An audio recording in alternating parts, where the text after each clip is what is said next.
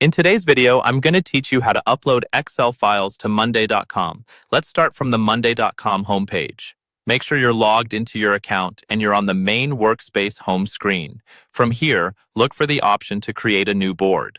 This is usually a button near the top of the screen. Click that area that's highlighted in the interface to open the board creation options. When the creation menu opens, choose the option to import from Excel/CSV. This tells Monday.com that instead of starting from a blank board or a template, you want to build your board based on an existing spreadsheet.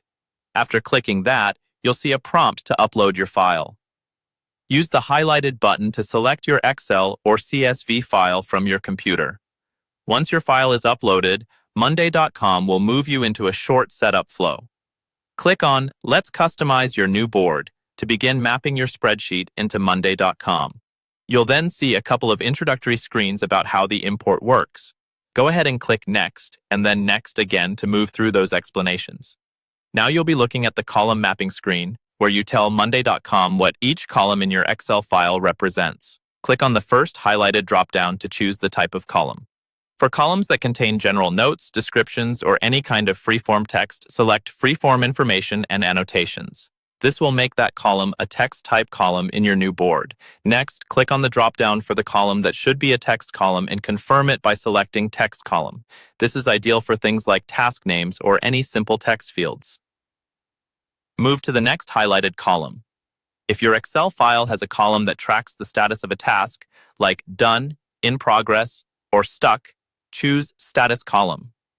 This gives you colored labels you can update quickly on your board. For a column where you want to assign multiple labels to each row, select the option that says Assign Multiple Labels from a List to Each Row. This is where a drop-down column works really well, allowing several selections per item. Click on the highlighted drop-down again and select Drop-Down Column. Repeat this process for each highlighted column that you want to turn into a drop-down, adjusting each one as needed until all of your important fields are correctly mapped. When you're happy with your mappings, click Create Board. Monday.com will build your board based on your Excel file. After the board is created, you can click on a group like None, then on an item such as Task 1 to review the imported data and confirm everything looks correct.